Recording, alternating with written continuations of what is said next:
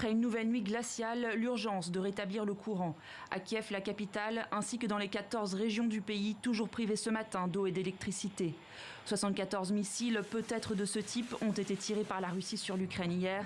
60 ont été abattus par la défense antiaérienne, selon l'armée ukrainienne. Toutes leurs cibles sont aujourd'hui des civils et il s'agit principalement d'installations d'approvisionnement en énergie et en chauffage. Probablement, à la suite de cette guerre, la signification du mot « terreur » pour la plupart des gens dans le monde sera principalement associée à de telles actions folles de la Russie.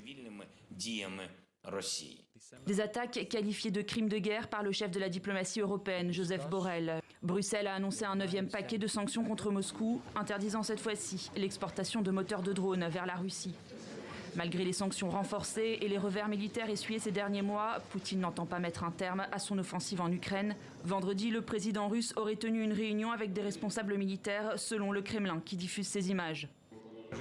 Nous allons entendre aujourd'hui les commandants de chaque zone opérationnelle et j'aimerais entendre vos propositions sur nos actions à court et moyen terme. L'état-major ukrainien dit s'attendre à une attaque majeure cet hiver, évoquant même le risque d'une nouvelle offensive sur Kiev. L'OTAN aussi met en garde. Nous ne devons pas sous-estimer la Russie. La Russie se prépare à une longue guerre. Nous voyons aussi qu'ils essaient, après avoir perdu leur élan, de se regrouper, de se reconstruire pour pouvoir lancer de nouvelles offensives. Washington n'entend pas relâcher son soutien et se préparerait à envoyer ses batteries de missiles patriotes les plus avancées en Ukraine.